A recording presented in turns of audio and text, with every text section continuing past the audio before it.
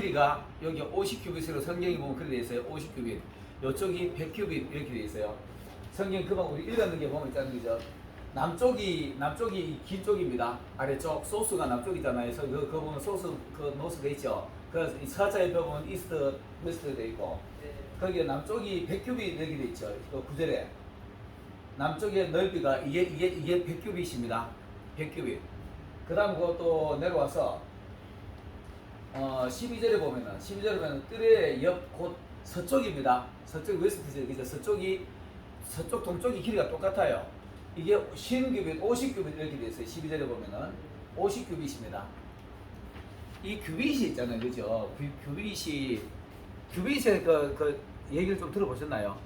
한 규빗이라는 게 있잖아요. 그죠? 이 사람들은 센치가 아니고 당시 이스라엘 사람들하고 이집트 사람들하고 규빗이 이게 조금 달라요. 다른 게 뭐 왜 다르냐 하면은 이집트 사람들은 조금 그래도 좀 크고 애굽 사람들은 이스라엘 사람들은 좀 작았답니다. 작았기 때문에 여기서부터 여기까지 한 규빗이라는 얘기 들어보셨죠? 여기서부터 여기까지 한 규빗이라 이렇게 말하는데 이스라엘 사람들마다 조금 다 달라요. 이 팔 길이가 다르기 때문에 대체적으로 이스라엘 사람들은 여기서 여기까지를 45cm 정도로 봐요.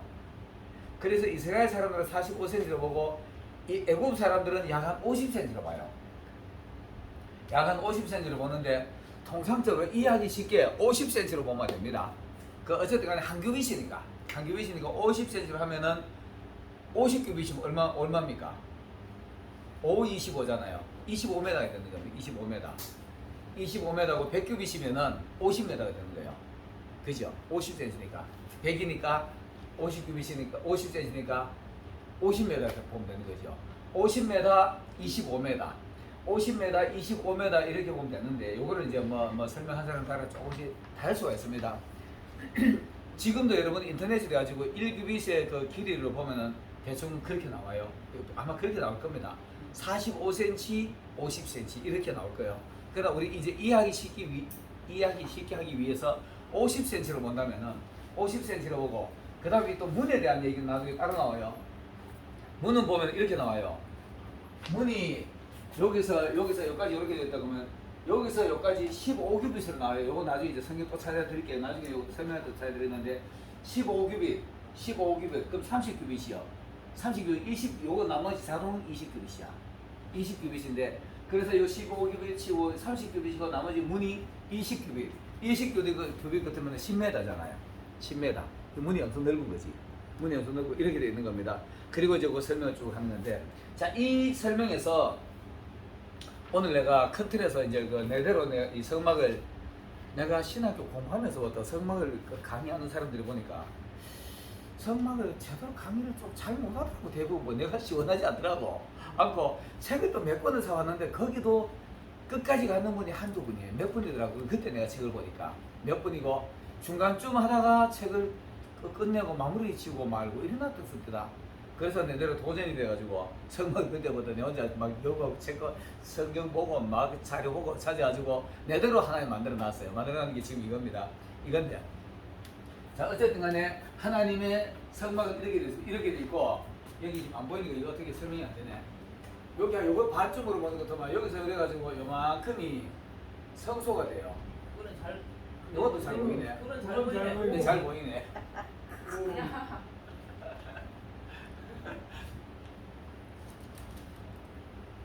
이렇게 되어 있습니다. 이게 문이고 동서남북을 할 때 원래 이렇게 씁니다. 이렇게 하는 건데 지금 거기는 보니까 사자로 되어 있네. 사자로 되어가지고 동서남북 이렇게 돼요. 그 문이 항상 동쪽에 있습니다. 문은 동쪽에 있고 이렇게 되어 있습니다. 이렇게 되어 있고 금방 얘기했지만은 100규빗, 50규빗, 15규빗, 20규빗, 15규빗 이렇게 되어 있어요. 그래가지고 말뚝이 여기에는 그 10개, 이쪽은 20개. 요 성경에 보면 그렇게 돼 있어요. 20개 가지고 말뚝을 하는 방법까지 구체적으로 해놨습니다. 해놨는데 오늘은 내가 서론을 내가 따로 만들어 놓은 게 있는데요. 성막 전체를 내가 저걸 한번 잡아볼게요. 전체를 잡아보는데 요게 첫 번째 문입니다. 문을 이렇게 아주 화려하게 예쁘게 꾸며가지고 잘 만들어 놨어요. 요게 문을 갖다 만들어 놓고 첫 번째 들어가면 여기 이제 번제단이 이렇게 있습니다. 여기 들어가 번제단이 있고 그 다음에 문두멍이 있고 첫 번째 여기도 또 기장이 있어요. 첫 번째 기장이 우리가 히브리서에 보면은 휘장이 갈라진다 이래 되잖아요. 대부분 성막 강의한 사람들이 보면은 휘장을 하나로 설명해요. 근데 이 휘장이 두 개입니다. 두 개인데 첫 번째 여기 가지고 여기에 들어오면은 첫 번째 들어오면 여기를 가지고 성소라 그래요. 이거는 여기는 뜰이라 그러고요. 여기는 성소라 그럽니다. 성소. 여기는 지성소. 이렇게 되고 성소에 이제 여기서 있잖아요. 요 과정을 이렇게 통과가지고 성소에 들어오면은 성소 안에는 또 모양이 어떻게 되는가 하면 여기는 돼 있나? 여기는 안 돼 있네. 여기 들어오면 여기는 떡상이 있어요. 떡상이.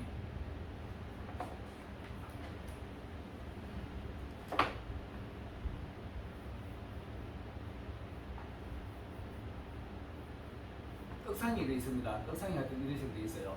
있고 여기에 그 분향당이 있고 여기는 등대가 있고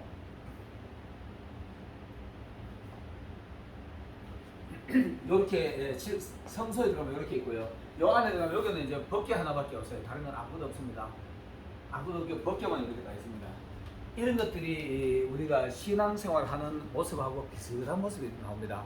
요거를 설명을 해보면은 처음에 초신자들이 신앙생활 가지고 요 안에까지 여기까지 가는 과정을 천국까지 가는 과정을 설명해도 돼요. 설명해도 되고 그 다음에는 이 성막을 들으면서 자기 자신이 내가 지금 신앙이 어디쯤 와 있나 이것도 확인할 수도 있고요. 본인이 아마 제일 잘 확인할 수 있을 겁니다. 할 수 있는데 자, 첫 번째로 예수 믿는 사람들이 교회 첫 발걸음 하기 힘들잖아요. 그죠? 첫 발걸음 하기 힘드는데 처음에 와주고 들어오는 게 딱 와주고 딱 보는 게 문이거든요. 문은 요한복음 10장에 나오죠. 요한복음 10장에 보면은 나는 문이라. 양과 그 예수님의 관계 그를 하고 문은 우리는 다 문지기입니다. 정직이라고 그러잖아요. 문지기인데 문을 열어주고 주인이 오면은 문을 열어주고 닫아주고 이제 우리 관리자가 되는 거예요. 관리자가 되는데 이렇게 해서 처음에 예수님을 딱 만나게 됩니다. 예수님을 믿으면은 천국 간다 이런 얘기를 듣고 예수를 믿게 되는 거죠. 그 예수를 믿고 난 뒤에 처음에 예수 그리스도를 알고 난 뒤에 그 다음에 만나는 게 십자가를 만나요. 아, 예수님이 우리를 위해서 십자가에서 죽으셨어요. 이게 번제라는 십자가를 상징합니다.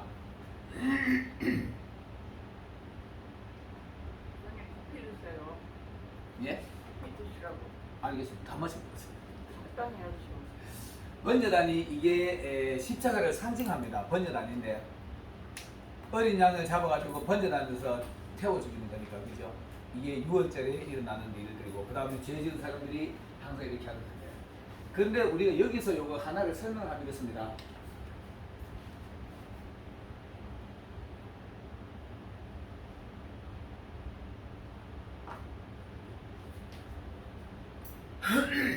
예수를 믿고 난 뒤에 처음에 예수님을 통해서 어린 양을 내려와서 잡는데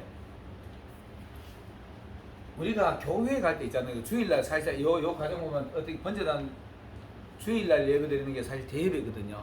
대예배인데 그 대예배는 온전히 나를 하나님 앞에 제물로 드리고 한 주간 삶 속에서 우리의 잘못된 부분을 죄 용서를 구하는 겁니다. 죄 용서를 구하는데 그때 우리가 예수님의 이름으로 용서를 받잖아요. 예수님의 이름으로 용서를 받는데 구약의 사람들은 자기네들의 죄를 용서받기 위해서 자기네 집에서 길린 양을 데려오잖아요. 양을 데려오는데 우리가 주일날 사실 교회 오면 기쁘지요. 감사하고 감동스럽고 기쁘고 이래야 되는데 실제적으로 한 주간 삶 속에서 죄가 없고 정결하게 잘 살았다면 그렇게 기쁘게 올 수 있을 겁니다. 올 수 있을 건데 여기에 오는 사람들은 재물을 다 가져와야 되니까 양이든지 비둘기든지 뭐든지 밀가루든지 가져와야 되는데 그 가져온다는 것은 내 죄를 사함받기 위해서 오는 과정이기 때문에 양을 끌고 오면 일단 원래 그 성경에 보면 보름 동안 자기 양을 자기 집에서 이 새끼를 키우게 돼 있어요. 그치 저 애완견 키우듯이 애완견 키우다가 팔아버려도 아직 서운하잖아요. 근데 그거 잡는다 그러면 가슴 아플 거야. 자기 집에서 애완견으로 기르던 거 잡는 사람은 아마 드물 거예요. 내가 옛날에 그 해남에 있을 때, 목포에 있을 때 해남에 어떤 집에 가정방문을 갔는데 그 애완견을 잡아가지고 썩더라. 그 먹는데 그 어떤 어른이 그 진짜 어른들이 수수하고 사람들이 되게 좋아요. 가니까 딱 점심시간이 걸려서 점심시간에 가니까 밥을 먹더라고. 잡수는데 아이고 밥을 먹으니까 당연히 앉아서 밥 같이 먹자 이러잖아요. 시골 분들이 정서 그렇잖아요. 그래가지고 저기도 대신 얻어먹었지. 얻어먹는데 머리를 내놓고 이거 잡술 수 있어요 이러더라고요. 보니까 개고기야. 아예 목소리가 이렇게 막 잘라주더라고. 잘라주는데 너무 맛있게 먹으니까 집사람하고 둘이 갔어요. 둘이 가서 너무 맛있게 먹으니까 옆에서 빙긋이 웃더라고. 음식에 넣고 잘 먹는 사람도 그 기분 좋다네요. 밥해준 사람들이. 그 빙긋이 웃으면서 포기가 들어가는 통째로 들어가는데 뭐 이게 애완견이더라니까. 조그만한 거 앞에 남은 거 조금 들어가지고 다 빼주더라니까.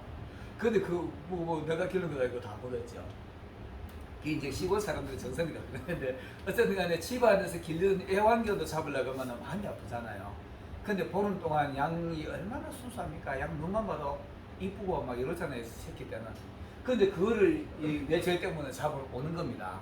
그 잡으러 오면서 웃으면서 기분 좋게 올 수 있겠습니까? 기분 안 좋지. 내 때문에 죽어야 되는데. 우리 사실 주일날 대예배들 올 때는 마음이 좀 이렇게 무거운 마음으로 제 털로 온다는 마음으로 와야 돼요. 근데 자 보세요. 여기가 동쪽이잖아요. 여기가 북쪽이니까 동쪽에서 여기서 이렇게 올 때 이렇게 옵니다. 해가 뒤꿈치 비쳐요. 그게 이렇게 부끄러워가지고 이거 내 때문에 죽으니까 미안하기도 하고 걸어오는 겁니다. 걸어와가지고 여기서 번져나면서 제 물을 데리고 나가지고 딱 돌아서면 이제 햇빛을 얼굴로 맞는 거예요. 얼굴로 맞으니까 밝잖아요. 뒤로 돌아설 때는 어둡지만 죄를 묵하는 사람은 마음이 어둡습니다.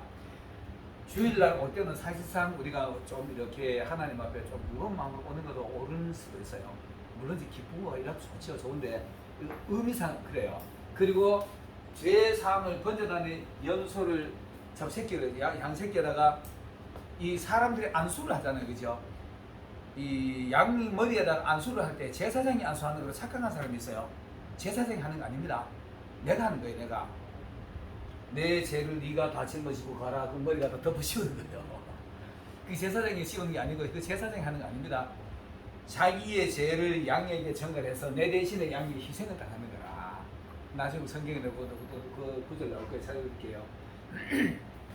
그리고 내 대신에 양이 죽고 어쨌든 나는 죄는 해결됐으니까 예수의 이름으로 죄 사함을 받았으니까 돌아서 나올 때는 햇빛을 보면서 밝은 마음으로 나올 수가 있죠. 그래서 오전에 대예배는 조금 이렇게 무겁게 드리는 게 좋고 오후 찬양 예배는 진짜 신나게 막 죄 사함 받고 막 같이 나누고 뛰어놀고 찬양하고 신나게 하는 게 그게 찬양 예배입니다. 오전 예배는 격을 좀 같이 하는 게 좋고 오후에는 좀 격식도 없이 해도 돼요. 격식 없이 해도 되고 우리나라 목회자들 대부분은 뭐 단상에 다 양복도 올라가잖아요. 외국 사람들은 뭐 티 입고 막 가도 이런 하잖아요, 그죠? 특히 오후 예배는 그렇게 해도 관계없어요. 오전 예배는 너무 경망스럽게 가볍게 하면 안 되고 오후 예배는 좀 가볍게 하더라도 서로가 교제하고 예수님 때문에 내가 죄도 사함받고 오늘은 주의 날로 하나님 앞에 뛰어노는 날입니다. 오후에는 그게 찬양 예배의 의미가 되는 겁니다. 그래서 문을 통과한다라는 것은 이 문을 들어온다라는 것은 예수님의 휘하에 들어간다. 예수의 이름으로 나도 구원의 그 반열에 들어간다. 이런 의미고 그 다음에는 양을 여기다 잡아드리면은 나 모든 죄 때문에 양이 예수님이 희생당하셨구나. 여기는 요거는 이잖아요, 그죠? 예를 들면은 문은 구원에 관계된 얘기를 하는 겁니다. 예수 그리스도 이름으로 구원받는 거니까 요거는 구원에 관계된 얘기를 요한복음 10장에 보면 문으로 통하나 문이 아니고 다른 데로 넘어가는 것은 절도고 강도라 그러잖아요. 그렇게 하고 여기 들어가지고 여기 번제단에 양을 드리는 것은 이 원죄를 얘기하는 겁니다. 첫 번째 십자가를 예수님이 지금 요 번제단에 관련된 거는 아담으로부터 물려받은 원죄 있잖아요. 이 원죄를 우리가 해결받는 겁니다. 원죄를 해결받는 거고 이 원죄를 해결받고 나면은 그 다음 여기는 물두멍입니다.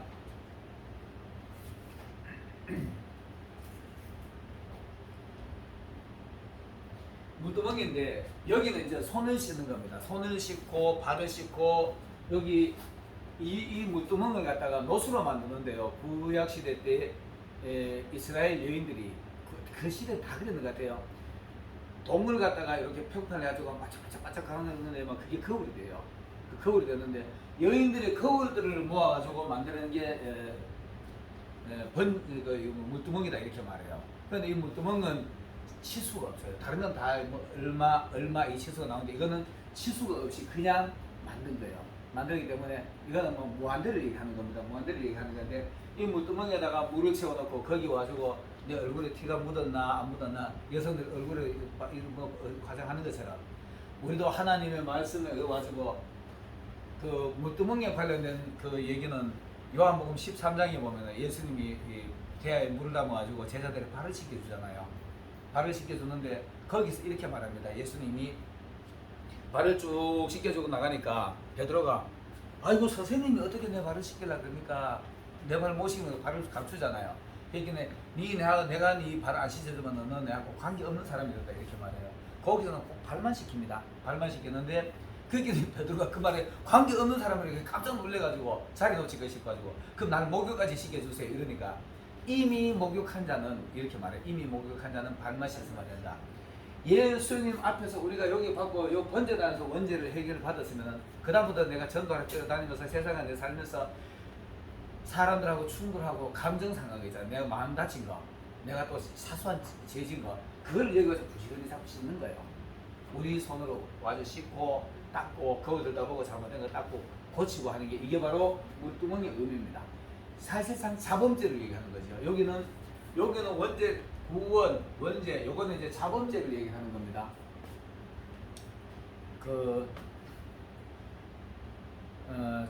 갑자기 생각나는데 고린도전서 13장인가요? 13장에 보면은 우리가 지금은 거울을 보는 것처럼 희미하지만 그때는 얼굴과 얼굴을 맞대고 보는 것이 온전히 아니다. 지금은 사실상 우리 있잖아요. 요거 이렇게 하는 거 이렇게 하는 거 비식하지만은 어느 날 우리 죄에 대한 제대로 딱 인지가 되면은 확실하게 누가 뭐렇게 해도 내가 맞는 건 맞는 거예요. 신앙은 그렇습니다. 남들이 뭐라 그러거나 말거나 내가 맞을 때는 그냥 맞는 거예요. 그게 이제 신앙인 겁니다. 그래서 여기서 원죄에 관련된 얘기를 했다면 여기는 이제 그 자범죄를 부지런히 전도하다가 세상에 살아가다가 나에게 옮겨 붙는 먼지들을 닦아내고 발을 씻고 하는 겁니다. 발을 씻고 하는 장소가 요겁니다. 그래서 요건 이제 전체가 요 뜰이 되는 겁니다. 이 신앙인이 와가지고 예수를 믿고 문을 통과하니까 나는 이제는 세상과 관계없이 하나님의 소속에 왔고 그 다음에 여기 와서 보니까 하나님 소속에 와서 보니까 예수님이 나를 위해서 대신 죽으셨구나. 거기에서 감격하고 그 다음부터 나 이제부터 세상에 똑바로 살아야지 이런 생각을 하면서 자기 잘못된 의리와 자꾸 씻는 거예요. 이러다가 보니까 좀 예수님을 좀 더 알고 싶어 더 가까이 가고 싶으니까 여기 이제 성소로 들어가는 겁니다. 요 성소로 딱 들어가지고 예수님 앞에 우리가 신앙을 자꾸 그렇잖아요. 여기 공부하러 오는 우리는 목적도 다 그랬을 거예요. 알다 보면 예수님에 대해서 더 가까이 알고 싶고 하나님 더 많이 알고 싶잖아요. 그럼 자꾸 예수님 앞으로 자꾸 가까이 가야 되는 거예요. 여기서 보니까 씻다 보니까 더 가까이 가보자. 성소에 딱 들어가는 거 딱 들어서니까 오른쪽에는 떡상, 정면에는 분향단, 왼쪽에는 등대 이렇게 있는 겁니다. 그렇게는 안에 들어보여 하나님을 좀 더 가까이 알라 그러면 우리가 말씀을 알아야 되잖아요. 그 떡상에서 이제 우리가 제사를 지나고 난 뒤에 요 떡을 있잖아요, 그죠? 제사장들끼리 서로 나누어 먹어요. 제사장들끼리 나누어 먹는데 이방인들은 이런 거 먹으면 안 되는 겁니다. 이방인들은 우리 실질적으로 예수 믿지 않는 사람들 성경 탐독할 이유가 없잖아요. 안 보잖아요. 그리고 그들하고 성경하고 관계 없는 겁니다. 자, 이 떡상에 관련된 얘기가 떡상에 관련된 얘기가 요한복음 6장에 나와요. 요한복음 6장 15절까지를 갖다 설명을 쭉 하고 그 다음부터 예수님이 그 이제 15절까지 오병이의 기적을 설명합니다. 오병이의 기적을 막 해요. 하고 난 뒤에 예수님이 거기서 그 다음부터 떡 먹고 자기 찾아가 자꾸 떡 먹여주는 모세처럼 광야에서 떡 먹여주는 거라 그냥 당장 내 앞에 있는 당면한 문제 해결해주는 예수님을 알아요. 이스라엘 사람들이. 그러니까 답답하니까 떡에 관련된 얘기를 설명을 쭉 해요. 너희 조상이 광야에서 만나를 먹었지만 만나 먹고 전부 다 죽었지 않느냐? 왜 그 먹고 사는데 육신에 가느냐 하면서 영생의 떡에 대한 얘기를 계속해요. 영생의 떡을 이거를 가지고 이 떡을 있잖아요. 일주일에 요 두 줄을 넣는데요. 두 줄을 6층 두 두 줄을 쌓아놓습니다. 쌓아놓고 그 매 주일마다 대제사장들이 떡을 바꾸면서 물리는 거는 나누어 먹어요. 나누어 먹는데 사실상 오늘날 우리 주일 대예배 설교 듣는 것도 똑같습니다. 설교를 우리가 하나님 앞에서 이렇게 목회자가 그 요리를 해가지고 대제사장 우리끼리 다 우리는 왕같은 제사장들이잖아요. 베드로전서 2장 9절에 보면은 다 왕같은 제사장이라 하나님의 이 신령한 떡을 우리가 나눠 먹을 수 있는 겁니다. 나눠 먹을 수 있는 건데 그거를 얘기하는데 이스라엘 사람들은 그것을 이해를 못하니까 당장 먹고 사는 당면한 문제만 찾아가 뛰어다니는 겁니다. 오늘날에 우리도 많은 신앙인들이 이 당면한 문제 해결받기 위해서 뛰어다니면 이런 똑같은 현상이 일어나요. 그럼 예수님이 이거는 의미가 아니라 너희들이 이 하나님의 영생의 말씀을 먹어야만이 살아나는 건데 이거를 얘기하는 겁니다. 그 얘기를 계속 하니까 이 사람들이 어제까지만 해도 말이야 저분이 막 500의 기적을 하니까 저 옛날에 뭐 모세 같은 분이 나타났고 또 어떻게 보니까 다윗처럼 강력한 나라를 이끌어가지고 이스라엘 나라를 로마에서부터 해방해주고 쿠데타를 해가지고 해방해줄 분으로 군 줄 알았어요. 그 말씀이 요한복음 6장 15절에 보면은 억지로 잡아다가 임금을 삼으려 하더라 이렇게 돼 있어요. 거의 뭐 그렇게 돼 있습니다. 이 사람들이 세상에서 다윗과 같은 그런 왕으로 본 거예요. 그 예수님이 답답하니까 영생의 떡, 그 다음에 영생의 피, 생명 관련된 얘기를 반복을 하니까 이 사람들이 어제까지는 보니까 뭐 병자도 낫고 떡도 나눠주고 아니 하늘에서 옛날에 모세가 떡을 만날 내려줬는데 메스라를 내려줬는데 이 사람이 아이 도시락 하나 가지고 5,000명 먹고 남아버렸으니까 옛날에 모세의 기적이 일어나버렸잖아요. 그렇게 이제 예수님이 이제 답답하니까 너희들이 보는 게 그게 아니다. 떡은 먹고 너 조상들이 만나를 먹고 다 죽었지 않느냐. 영생의 떡 나에 대해서 이해를 하고 하나님의 말씀을 그거를 우리가 먹고 소화가 되고 살아야 되는데 그거를 못하니까 그 설명을 반복을 하니까 이 사람들이 저 사람 어제까지만 해도 말이야 모세 같은 막 대단한 사람처럼 보였는데 오늘 보이기는 자기 살도 뜯어준다 하고 자기 피도 나눠준다고 했기는 진짜 자기 피를 우린다 나눠주려는가 막 이렇게 말해요. 계속 그 얘기를 반복하니까 에이 우리 잘못 봤다 저 사람 미쳤다 가자가 다 가버려요. 그래서 전부 다 가버립니다. 다 가고 12명의 제자들만 남았어요. 12명의 제자들 앞에 남았으긴 해. 목회하다 그런 일이 벌어지면 진짜 허탈할 거예요. 다 가버려 12명이 남아있긴 해. 예수님 뭐 허탈하면 예수님은 허탈한 마음으로 하시지 않았을 겁니다. 그거를 보면서 제자들 보고 다 같지 않느냐 너희들도 가려느냐 이까지 베드로가 아주 멋진 신앙 고백을 합니다. 주여 영생의 말씀이 여기 계시오면 우리가 너희를 받을까 이렇게 말해요. 근데 베드로는 진짜 성령의 감동 되게 잘 받아요. 거기서 어떻게 영생의 말씀을 얘기합니까? 그 영생의 말씀이라는 얘기는 들어본 적이 없거든요. 그냥 영생의 산떡만 계속 얘기했는데 예수님을 보고 영생의 말씀이 계시오면 우리가 능결을 받을 게 있잖아요. 이건 뭐 대단한 신앙 고백하는 겁니다. 그런 신앙 고백해도 나중에 때로가 다급한 상황에 들면 그만 냈다 도망가는 사람이 되더라니까. 그게 신앙인들의 모습입니다. 그게 신앙인들의 모습인데 어쨌든 간에 그게 다 과정이니까. 그래서 여기서 과정을 다 그저 보니까 하나님 좀 더 하려고 보니까 자꾸 떡을 먹어보니까 뭐 신비함을 느끼는 거예요. 신비함을 느끼고 그러니까 원래 요 향불을 요 안에 들어오는 거 있잖아요. 여기는 이스라엘 민족들이 누구나 들어올 수 있어요. 사실상 이방인들도 들어올 수 있는 이방인들도 받을 수 있는 것이 뜰이니까. 근데 여기는 제사장들만 들어올 수 있어요. 여기는 일반 사람들은 못 들어오고 제사장들만 들어올 수 있는 것입니다. 대제사장이 아니고 제사장들. 아론의 후예들, 제사장들만 들어올 수 있는 건데 제사장들 가지고 이제 떡을 이렇게 나눠 먹다 보니까 하나님에 대해서 조금 더 알고 싶으니까 여기서 이제 요 분향단에 떡 관리하는 것도 제사장, 분향단 관리하는 것도 제사장, 요것도 다 제사장들이 관리하는 건데요. 여기가 떡을 잡고 먹고 하다 보니까 이제 기도할 마음이 생겨요. 하나님, 내가 하나님하고 더 가까이 하고 싶은데 가면서 분향단 향불을 여기다 안 꺼뜨리고 계속 피우는 겁니다. 향을 피우는 겁니다. 이게 제사장들이 하는 몫입니다. 제사장이 하는 건데 이 불을 꺼뜨리면 절대로 안 됩니다. 절대로 안 되고 이 불이 있잖아요, 그죠?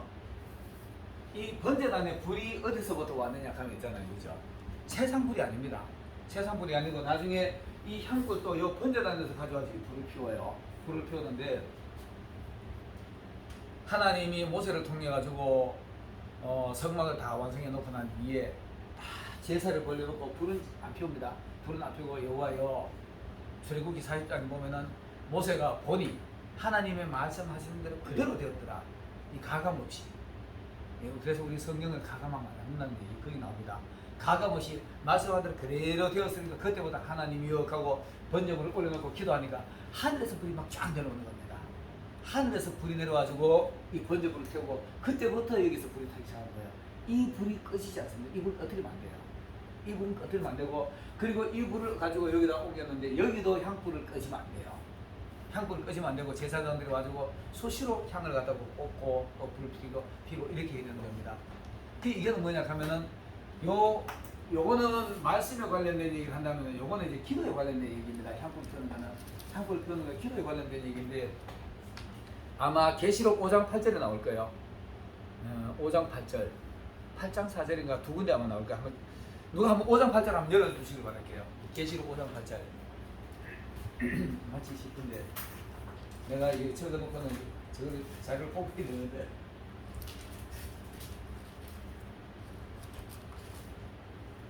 그 두루마리를 취하심에 네 생물과 24장로들이 그 어린 양 앞에 엎드려 각각 검은과 향이 가득한 금대접을 받았으니 이 향은 성도의 기도로라. 맞네. 그 성도들의 기도라. 요 향불 피우는 게 성도들의 기도를 상징하는 겁니다. 성도들의 기도를 상징하는 건데 여기에서 제사장들이 항상 여기 와가지고 불을 꺼뜨리지 않게 하는 것처럼 오늘날에도 교회는 기도 소리가 쉬지 않아야 됩니다. 교회도 마찬가지. 그 다음에 내 심령에도 내 마음에도 그래서 우리가 무시로 기도하고 쉬지 말고 기도하라 그러잖아요. 쉬지 말고 기도하는 게 이걸 얘기하는 겁니다. 향불 꺼뜨리지 마라. 불 꺼뜨리지 마라. 근데 이 불을 한번 꺼뜨렸어요. 꺼뜨려가지고 제사장 아론의 아들 아비후 나답 있죠. 내 지금 그거는 성경 구절이 버뜩 생각이 나는데 아비와 나답이 다른 불을 갖다가 이 불을 피우려고 다른 불이라는 것을 있잖아요. 성령의 불이 아닌 귀신을 가져와가지고 딴짓한 거지. 그 불을 갖다 피우기 제단에서부터 불이 꺼졌는데 제단에서 불이 확 나가지고 아비와 나답을 태워 죽여버렸답니다. 근데 그 태워 죽어서 그 성경에 보면은 옷도 안 탔어요. 불 아이는 사람만 불을 죽었어요. 그리고 이제 나중에 또 회개하고 이런 일이 일어나는데 어쨌든 간에 이 불을 꺼뜨리면 안 된다. 안 되는데 번제단도 마찬가지. 자, 분향단도 분향 기도단도 마찬가지. 교회도 기도 소리가 끊이지 않아야 되고 우리 마음속에도 가다가도 수시로 우리 김진성 목사님 강의 진짜네. 난 이런 강의 들을 때마다 내 어떤 속을 간복해요. 30분 만에 사람을 30분 만에 한 번씩 주여 부른다 그러잖아요. 저분 실제 그렇게 하는 분이에요. 저분 진짜 행동을 하는 분이 자기 말하는 그게 잠잘 때 주여 제가 기도가 울거든 잠든다 그래. 저분 진짜 그렇게 하는 분이에요. 그거 웃기자고 하는 얘기 아닙니다. 나는 저번에는 실제로 보니까 내가 행동 같이 했으니까. 그러니까 아침에 일어나서 눈 뜨고 정치고 예수님 이름을 기도하고 바다를 기도하고 그러잖아요. 이런 걸 다 두고 얘기하는 거예요. 이런 거 다 두고 얘기하는 건데 우리 30분이라는 얘기를 우리가 김철웅 목사님 그런 거 설명할 때 이렇게 합니다. 사람은 물에 빠져도 30분 안에만 심폐소생하면 산다. 이거는 뭐 과학자들이 하는 의사들이 하는 얘기라고 그러더라고요. 30분이 저러는 차 타고 내하고 차 타고 가다도 눈 감고 가만히 있고 혼자 기도하는 거예요. 제대로 저분이 비행기 타잖아요. 미국까지 가는 그 10시간 넘도록 앉아가지고 계속 기도해요. 진짜 대단해요. 어떨 때 보면 놀래. 자서도 안 흐트러져. 우리는 가다 자잖아요. 자는데 자서도 안 흐트러져. 딱 꼿꼿하게 앉아서 기도하더라 하고 그래요. 내가 그런 거 보면서 저는 진짜 내가 참 감복스럽게 감탄스럽게 되게 많은데 우리 마음속에 불이 꺼지지 않아야 되는 거예요. 기도입니다. 마음속에 기도의 불이 순간순간 나는 이제 저분 흉내 내놓고 애 많이 써요 내가. 애 쓴데도 잘 안 되더라고. 저런 만큼 내 택도 없어. 이 수시를 하다가 아버지 이제 그는 내 지금 뭐 하러 갑니다. 좀 도와주세요. 이제 마음속으로 하는 게 이게 불을 꺼뜨리지 않는 겁니다. 이게 하나님의 말씀을 보니까 이제 기도할 마음이 자꾸 생긴 거예요. 아, 이렇구나. 하나님, 오늘 내가 어디 가는데 도와주세요. 뭐 하는데 함께 해주세요. 이렇게 하나님의 말씀을 자꾸 보니까 이제 기도할 마음도 생기고, 기도하고 자꾸 이렇게 하다 보니까 하나님의 종으로서, 하나님의 사람으로서 정직하게 살아봐야지. 하나님의 사람답게 한번 살아봐야지. 요거는 요 빛입니다. 이거는 이제 등불은 안을 밝히는 거잖아요. 우리가 이 등불을 있잖아요. 사람들이 어떤 사람들은 뭐 성령이라 그래도 뭐 잘못된 설명은 아니죠. 아닌데 성도들의 옳은 행실입니다. 성도들의 빛된 생활이에요. 빛된 생활인데 왜 그러냐? 여기서 안에서 이 깜깜한 데다가 이 불빛 없으면 어두워요. 어두워 세상이 잘 안 보여. 이 안에가 잘 안 보여. 잘 안 보이는데 우리가 세상에 빛된 생활을 하자 그런데 세상은 이렇습니다. 우리 고센 땅과 애국 땅이 빛과 어둠이잖아요. 하나님이 징벌을 할 때 흑암의 제약을 내릴 때 고센은 온통 밤낮 사이 어둡잖아요. 어두운데 고센 땅만큼은 빛이 항상 있었어요. 그게 빛과 어둠입니다. 빛과 어둠인데 세상은 진리가 없기 때문에 예수가 없기 때문에 항상 어둠 속에 살아가는 거예요. 살아가지만은 우리는 예수님 안에 있기 때문에 내 안에 항상 빛이 있기 때문에 얼굴도 밝아야 되고 또 예수님 믿는 사람들의 모양으로 살아가야 되는 겁니다. 밝게 살아가야 되는 겁니다. 그래서 이 안에 들어 여기서는 밝음 속에서 하나님의 말씀도 밝은 조명 아래 성령의 조명 아래 하나님의 말씀을 봐야 되고요. 그 다음에는 기도하는 것도 성령의 도움을 받아서 해야 되고 그 다음에 그런 걸 하면서 우리가 행실이 남들이 봤을 때는 저 사람은 밝다 빛난다 행실을 이렇게 빛나는 행동을 해야 되는 겁니다. 그래서 마태복음 5장에 보면은 산 위에 있는 동네가 숨기지 못할 것이요. 산 위에 있는 동네 나 여러 설교할 때 자주 인용하는데 산 위에 있는 동네가 산 위에 있으면은 누가 봐도 뭐 사지 않아도 동네가 반응이 보이잖아요. 예수 믿는 사람은 딱 보면 예수 믿는 사람 저 사람 예수 믿는 사람이야 이렇게 느낌으로 줘야 된다는 뜻입니다. 산 위에 있는 동네가 숨기지 못할 것이요. 예수 믿는 사람은 예수 믿는 사람 누가 보더라도 예수 믿는 사람의 모습이 나타나야 되는 거죠. 말 한마디 하더라도 행동 하나 하더라도 예수 믿는 사람 다르다 딱 모든 사람이 다 볼 수 있도록 바뀌는 겁니다. 그 다음에는 사람이 등불을 켜서 말날에 두지 아니한 것 같이 자 보세요. 우리 저번에 교회부에 초 하나 있더만 촛불을 켜가지고 조그마한 켜를 가다가 촛불은 등경 위에 둬야만 사람 많은 다 비치잖아요. 다 비치는 건데 불 켜가지고 말날에다 속에서 이걸 감춰놓으면 요거 이렇게 보이잖아요. 그래서 등불을 켜서 말날에 두지 아니하고 등경 위에 두는 겁니다. 등경 위에 두는 의미가 만인 앞에 비치도록 등경 위에 두는 거지. 속에가 감추면은 예수 믿는 사람이 자 보세요. 예수님이 빛이잖아요. 예수님이 빛인데 예수님의 그 빛을 내 안에 믿고 있다면 예수님 내 안에 모신다면은 속에 가만히 숨기고 있으면은 예수 믿는지 안 믿는지 모르잖아요. 예수 믿는다면은 밖에 가지고 예수님처럼 행동하면 저 사람 빛난다. 빛나는 행동을 해야 돼. 그래서 등경 위에 둬야 되는 거예요. 모든 사람이 볼 수 있도록 모든 사람이 내 모습을 보면서 저 예수 믿는 사람 저렇게 했구나 저렇게 밝게 살아가는구나 세상을 밝게 하는구나 어디 가지고 맨날 싸움에도 붙이지 말고 밝게 살아가는 게 이게 바로 이 등대의 역할입니다. 7등대가 가운데가 일곱 등대가 7인데요. 요거는 예수님의 핵심 기둥이 바로 예수님의 빛 거기에 우리가 포도나무 가지에 붙는 것처럼 가지에 붙어가지고 다 제각각 이 빛을 비춰야 되는 거죠. 그래서 이 과정이 보면은 여기까지 오는 데가 성소까지 오는데 제사장이 되는 데까지가 이까지 와서 요 역할을 감당하는 사람이 제사장 역할을 할 수 있다. 너희는 왕같은 제사장이 우리가 왕같은 제사장이잖아요. 왕같은 제사장이기 때문에 제사장이라면은 하나님의 말씀도 탐독해야 되고 기도도 해야 되고 밝게 세상에 나가지고 예수님 사람처럼 살아가야 된다. 이렇게 하면서 이렇게 하다가 이제 앞에서 이거를 하기 위해서 하나님의 말씀도 부지런히 먹고 세상에 나가지고 남들 어두운 세상에 가지고 예수 믿는 사람으로서 밝은 행동하고 정직한 행동하고 이러다가 보니까 이제 기도하면서 하나님 앞에 와가지고 어느 날 계속 기도를 하잖아요. 여러분 이런 경험을 아마 신앙인들은 해보셨을 거예요. 하나님 앞에 어떤 문제를 하나 가지고 아버지 오늘 이 문제 해결해 줘야 되고 하나님하고 독대해가지고 앉아가지고 집중적으로 기도하는 거예요. 집중적으로 기도하다 보면은 제가 옛날에 30대 중쯤 됐을 거예요. 중여쯤 됐을 때 그때 우리 형님이 지금 그 형만 살아있어요. 이제 곧 죽을 때 다 돼가 건강이 되게 안 좋아요. 되게 안 좋은데 그이가 그때 생명이 위험했어요. 생명이 위험했는데 형이니까 불쌍합니다. 정말 불쌍하더라고요. 예수도 모르고 아파가지고 죽어야니까. 그 병원에서는 이거 곧 죽을 수 있다는 진단이 난 거예요. 어떻게 할 방법이 없으니까.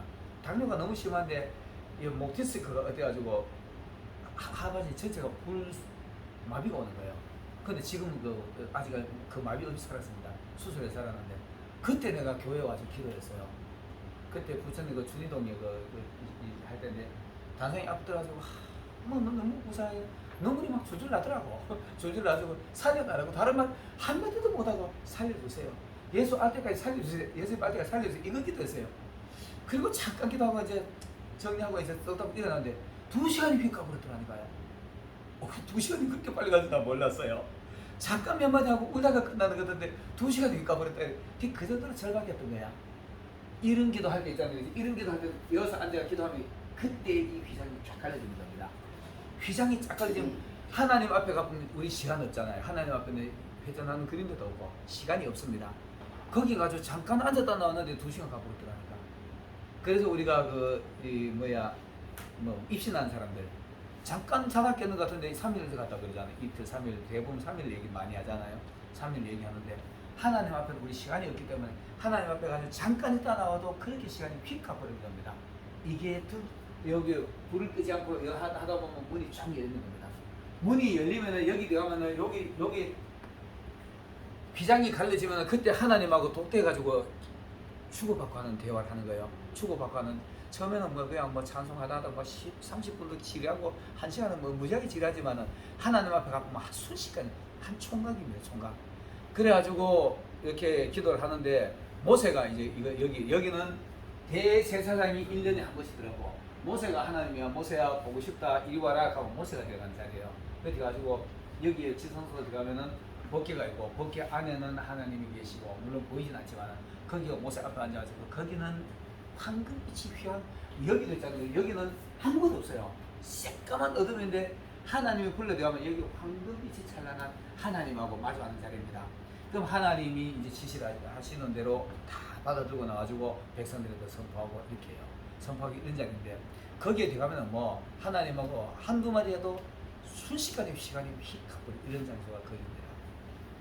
근데 여기 이제 지성소 들어가지고 여기는 하나님 계시고 여기 모세 앉아가지고 대화하는 장소고 여기 그룹이 양쪽으로 이렇게 있고 법궤 속에 우리가 아는 대로 이렇게 말합니다. 시간이 금방 다 갔네. 법궤 속에 사람들이 말하기를 그 돌 항아리가 2개 있어요. 이 십계명 돌비가 2개가 거기 들어있습니다.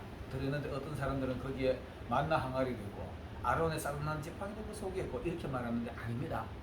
아론의 쌍난 지팡이 만나 항아리는 법궤 앞에 두게 되어 있어요. 법궤 앞에다가 법궤 앞에 두는 의미가 있습니다.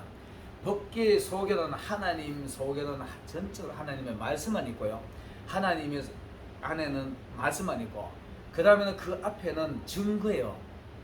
만나도 증거, 아론의 쌍난 지팡이도 증거. 이거 또 하나 뭐 있는데 이 나중에 또 이거 설명해 드릴게요. 그 증거를 그 앞에다 두는 이유가 뭐냐 하면은 법궤 앞에 가면은 옛날에 우리 그 고라단하고 그것들하고 싸움하다가 아론하고 싸움하다가 아론의 쌍난 지팡이 그거다 세워놓는 거잖아요. 저 종한테 대적하면 안 되지. 이거 증거를 삼는 거예요. 항아리, 만나 항아리 그거 보면서 하나님이 내가 내 힘으로 가지고 광야에서는 먹고 쓸 수 있는 게 아무것도 없어요. 그냥 나는 할 수 없는데 하나님 주셨지. 만나를 주셨지. 다 증거 삼는 겁니다. 그래서 신앙인들은 우리가 신앙의 증거들이 꼭 있어야 돼요. 어떤 식으로든지 어떤 형태로든지 증거가 있어야만이 우리 신앙이 흔들리지 않는 겁니다. 그리고 여기에서 하나님하고 대화하고 이제 밖에 나오면은 내 삶 자체가 확 달라지는 거죠. 하나님하고 얼굴 대면하고 나오면은 모세가 있잖아요. 시내산에 올라가지고 40일 금식하고 내려왔는데 40일 금식했는데 얼굴이 그렇게 빛날 수가 있을까? 여호수아가 보고 막 얼굴 눈빛도 제대로 못 맞췄을 거야. 그래도 얼굴에 빛이 나는 겁니다. 하나님하고 진짜 이렇게 은혜가 체험하고 기도하고 신앙생활 정직하게 하는 사람 같으면 그의 얼굴에는 항상 빛나게 되는 거예요.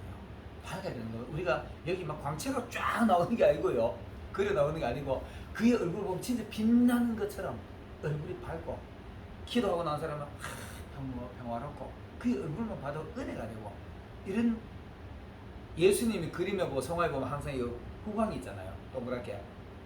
그 빛나는 얼굴들의 모습이 우리들의 모습이 되어야 되는 겁니다. 하나님을 만나는 사람이라면 찡그리고 다니는 것이 아니라 화내고 다니는 것이 아니라 걱정하고 다니는 것이 아니라 모든 것을 하나님이 다 하시는 거니까. 광야에서 우리가 뭘 할 수 있나? 아무것도 할 수 없잖아요. 근데도 먹는 거 주셨습니까? 심지어는 메추라기도 주셨잖아요. 메추라기만 주셨나요? 마늘도 없어요. 외도 없어요. 뭐도 없어요. 다 줬잖아요. 그런데 우리가 그런 걱정을 진짜 하나님이 주신다는 확신만 하면은 그런 거 가지고 걱정을 안 할 거예요.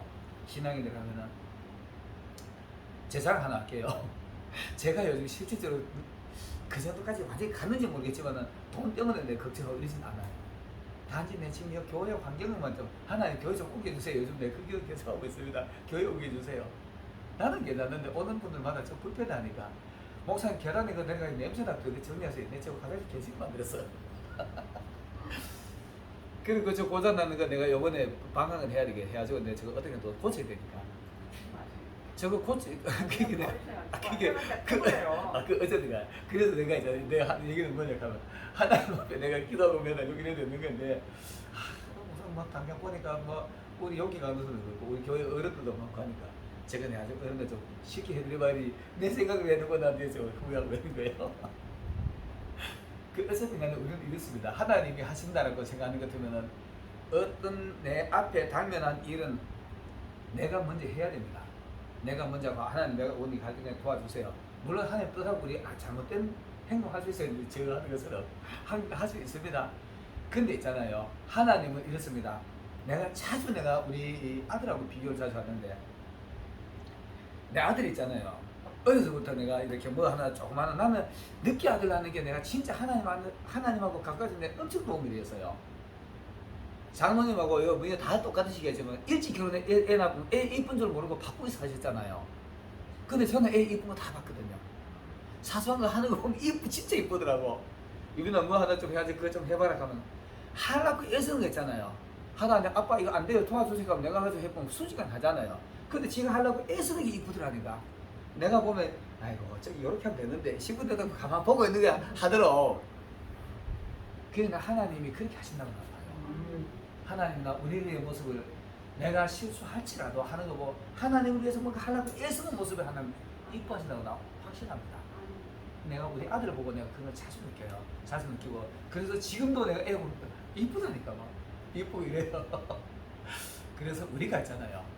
우리 여기 지금 하는 거 여기 이렇게 성막 공부하면서 내 자신을 이렇게 들여다보면 여러분 지금 여기 이렇게 설명하면서 요번에 지금 큰 틀에서만 얘기하는 데 있잖아요. 어디쯤 왔는가 한번 생각해 보세요. 어떻게 보면은 요 매일 드리는 매일 드리는 요 사실상 어떻게 보면 제사 예배기도 하고요. 뭐 요 기도하는 거 하나님 말씀 우리가 매일 먹는지 모르겠지만은 만나는 새벽마다 나도 거두둥에 만납니다. 새벽마다가 나도 거두둥에 만났는데 사실상 새벽마다 하나님 앞에 아버지 오늘 한 말씀 주세요 하고 말씀 보고 은혜 받는 말씀 하나씩 있어야 되는 거예요. 말씀 많이 읽는 게 중요한 것이 아니고요. 새벽마다 한 말씀 읽고 난 뒤에 내일이 은혜가 돼야 돼. 그게 만나가 될 거예요. 그래서 성경을 66권을 로고스라 그럽니다. 로고스 성경 말씀 로고스의 말씀이 66권인데 그 다음 나에게 다가와주고 은혜로 다가오는 충격으로 은혜로 다가오는 말씀은 뭐 레마의 말씀이다 이렇게 말하잖아요. 뭐 오늘은 뭐 흐레마 가기도 하고 이렇게 하는데 어떤 레마라 통상적으로 그래요. 한마디를 읽으면서 나에게 오는 말씀 그 레마의 말씀. 성경 66권은 그냥 말씀이잖아요. 말씀인데 100번을 읽어도 그거는 지식으로만 쌓이면은 내 있는데 이해 없이 은혜로 다가오지 않고 지식으로 쌓이면은 지식의 말씀밖에 안 돼요. 근데 내 있는데 와가지고 충격으로 나와가지고 은혜가 되고 그 말씀대로 살아갈 수 있게 됐을 때 그게 내 있는데 레마의 말씀이 되는 겁니다. 그래서 한 말씀 새벽마다 나가지고 말씀을 이렇게 만나를 거두고 안식일날 내일이 안식일날 오늘은 2배를 거두고 이런 게 그게 말씀 온 총 전체의 말씀 의미로 보면 이렇습니다. 근데 이제 앞으로 이거 다 듣는 분들이 같이 쭉 들어주면 참 좋은데 중간에 산발적으로 막 이렇게 해도 답답하긴 한데 내가 한동안 성막을 좀 할게요. 성막을 가지고 할 테니까 오늘 첫 시간 이렇게 하고 다음에 이제 서론부터 한번 잡아보겠습니다. 첫 시간 마치겠습니다. 식사하겠습니다. 감사합니다.